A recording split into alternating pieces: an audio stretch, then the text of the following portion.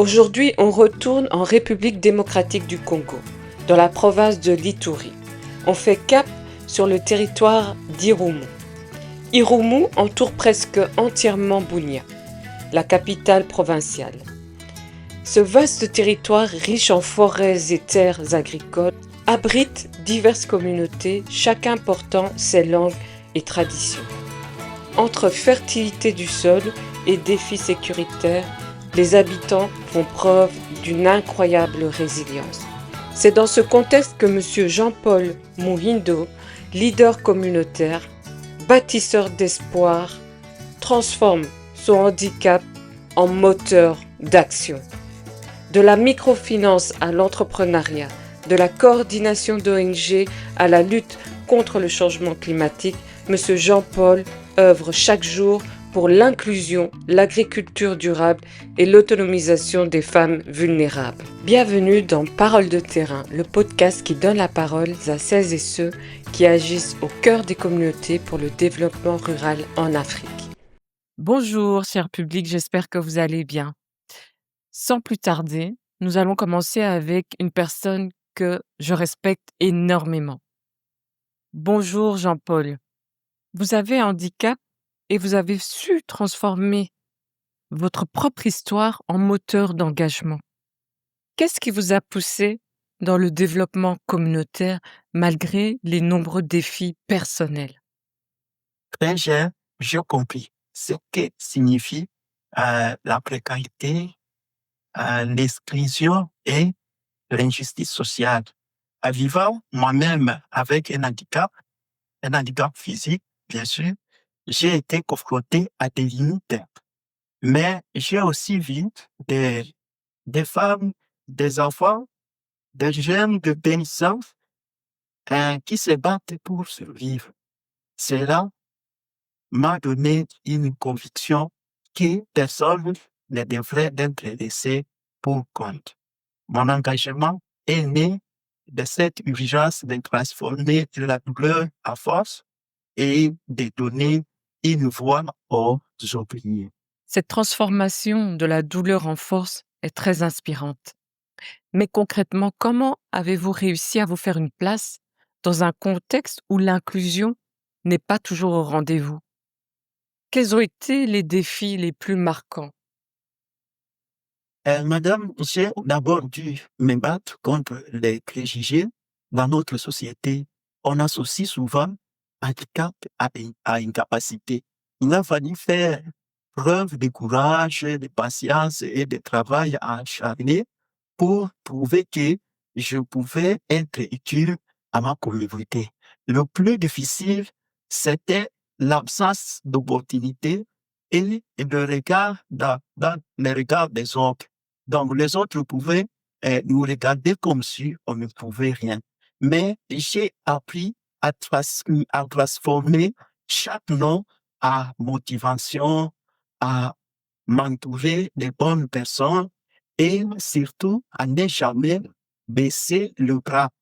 Ma place, je l'ai construite en montrant que le handicap n'est pas une faiblesse, mais une autre manière d'agir et de servir. Eh bien, Monsieur Jean-Paul, j'espère que ce partage d'expérience motivera toutes les personnes en situation de handicap qui vous écoutent. Le projet de M. Jean-Paul vise à soutenir directement les ménages agricoles les plus vulnérables du territoire d'Irumu en renforçant leur sécurité alimentaire, leurs revenus et leur résilience face aux chocs économiques et climatiques. Objectifs principaux, apporter des semences de qualité et des outils agricoles adaptés. Offrir des formations pratiques et un accompagnement technique pour améliorer les rendements. Une innovation clé. Dans une région où le maïs et le manioc sont des aliments de base, le projet intègre la transformation locale de ces produits. Cette étape permettra non seulement de mieux répondre aux besoins alimentaires, mais aussi de créer de la valeur ajoutée et des opportunités économiques pour les communautés rurales. Impact attendu, des familles plus résilientes face aux aléas climatiques, une meilleure nutrition grâce à une production diversifiée, des revenus stables grâce à la transformation et à la commercialisation des produits. Monsieur Jean-Paul, pourquoi avez-vous choisi l'agriculture comme levier d'action? Oui, effectivement, l'agriculture, c'est la base de tout dans votre région. Quand une famille peut cultiver, elle peut manger et elle peut aussi vendre, éduquer ses enfants et se, se relever dignement. J'ai choisi ces leviers parce qu'il est directement lié à l'autonomie, mais pas n'importe quelle agriculture. Une agriculture inclusive, résiliente et durable qui respecte les réalités climatiques et valorise les savoirs locaux. C'était moyen c'était moyen vraiment concret et rapide de transformer la vie de ménages vulnérables. Dans notre pays, il y a des terres arables. On a facilement accès aux terres et il suffit d'être sensibilisé, de faire une bonne agriculture et on va se relever n'importe où on est. Vous formez, vous accompagnez, vous structurez. Que voyez-vous évoluer dans la mentalité des gens au fil du temps? Y a-t-il un avant et un après projet? Effectivement, oui, absolument. Avant le projet, beaucoup de bénéficiaires se sentaient seuls, découragés, résignés. Ils voyaient leur pauvreté comme une fatalité. Avec le projet, on voit émerger une nouvelle dynamique. Les gens reprennent confiance, s'organisent, partagent des idées. Les femmes prennent la parole. Les personnes en situation de handicap participent activement. C'est une vraie transformation sociale, hein, pas seulement économique. Eh bien, ça tombe bien. Les femmes ont pris la parole et écoutons-les. Jina langu Temani. Ile wa Sofede anatusaidiaka, anatuleteaka mbegu ya kupanda, na sasa nilipanda muhindi inakomea. Sasa muhindi itanisaidia sana. Niko refize natoka Njugu. Jina mimi naitwa Neema Kiki, nitoka Chomi. Niko refize. Lakini wakati tulifika hapa, Fobet ndio alisaidia sie. Analeta si mbegu, naonesha si fasi ya kulima, tunakula ingine na ingine tunauzisha ya kusomesha watoto yetu. Tunafurahi sana. Kazi ile Fobet tunafanyia sisi. Monsieur Jean-Paul, vous me parlez souvent de transformation de produits, de nécessité d'avoir des machines. Ma question est celle-ci. Est-ce que les communautés sont prêtes à utiliser ces machines et donc à transformer leurs pratiques agricoles? Ah, oh, Madame Bintou, il faut les deux. Les communautés sont prêtes à apprendre, mais elles ont besoin d'accompagnement.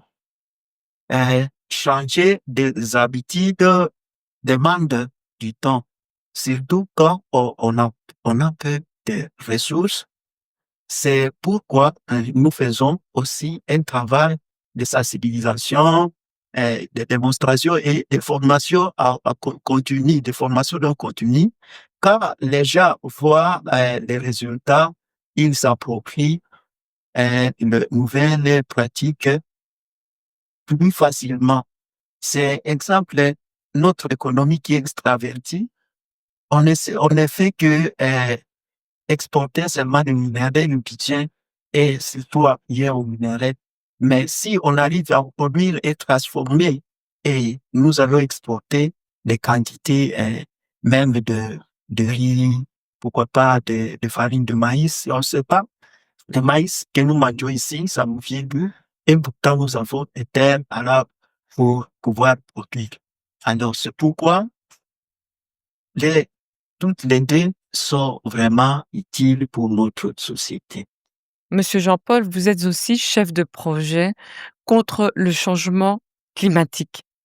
Est-ce que cette question préoccupe vraiment les populations locales qui sont plutôt à la recherche de protection et de sécurité alimentaire? Sur le terrain, les gens n'aiment pas les débat toujours des réchauffements climatiques, mais ils vivent déjà ces effets. Et le pluie qui ne viennent plus comme avant. Il y a les sécheresses, il y a le baisse des rendements à des champs comme le produit sèche, surtout à cause des soleils accablants. Même s'ils ne connaissent pas tous les mots techniques, ils ressentent l'urgence. Notre rôle, c'est de relier leurs préoccupations concrètes aux enjeux globaux et de leur montrer que des solutions existent à leur échelle.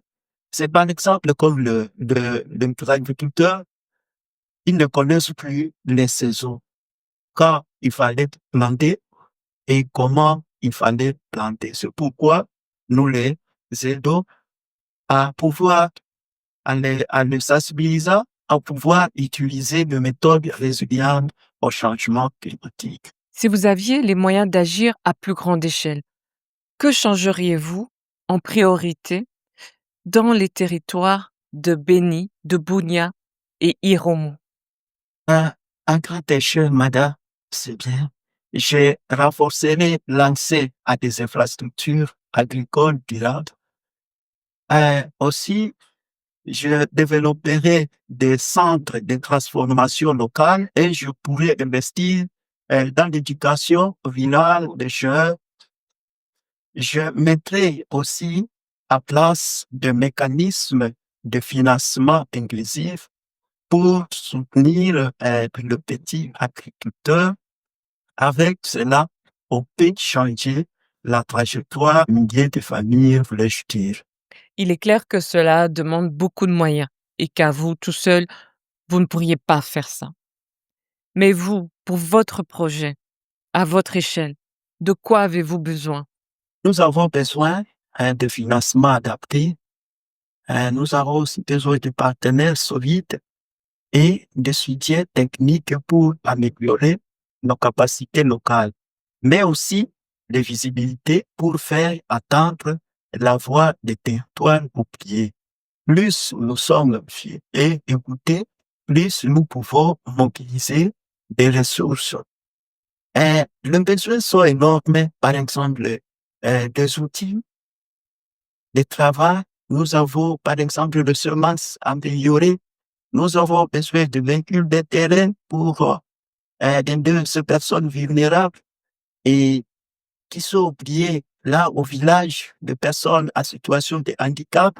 Comment ils pourront transporter leurs produits? Eh bien, Parole de terrain vous donne cette visibilité. Et nous voudrions que le public contribue directement à votre projet en scannant le QR code qui se trouve en bas de l'écran. Monsieur Jean-Paul, expliquez au public pourquoi faudrait-il voter et contribuer à votre projet. Chers lecteurs, veuillez voter pour notre projet parce que ce projet donne aux plus vulnérables, les femmes, les personnes en situation de handicap, les autochtones, le moyen de sortir de la pauvreté par leur propre travail. Ils construisent l'avenir avec leurs forces locales, pas avec des solutions importées. Ils ne font pas que distribuer, ils transforment. Voter pour ces projets, c'est croire à la résilience rurale, à la dignité humaine et à la justice sociale. Lorsque les racines sont profondes, il n'y a aucune raison de craindre le vent. Merci, chers lecteurs, de croire à nous. Merci de voter pour l'avenir noir. Merci infiniment, Monsieur Jean-Paul. Cet épisode s'achève et alors je ne peux que remercier le public. Vous êtes de plus en plus nombreux à suivre Parole de terrain. N'oubliez pas de partager. N'oubliez pas de contribuer. On se retrouve la semaine prochaine pour un nouvel épisode. Scannez le QR code et investissez dans l'avenir rural de l'Afrique. Et n'oubliez pas de vous abonner à Parole de terrain